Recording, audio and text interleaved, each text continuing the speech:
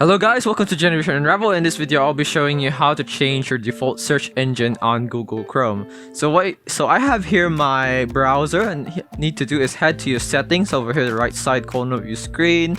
And then on the left side of your screen, you're gonna see the search engine button there. Just click on it, and then you'll see the default search engine that you have here.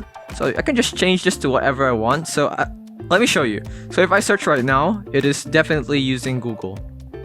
So if I change it into something else, like Ecosia here for example, the moment I search again, it will be Ecosia.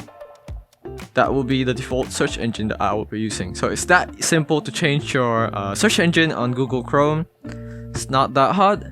And this was Generation Unravel, giving you your much needed answers to your questions. Thank you for watching. Bye bye.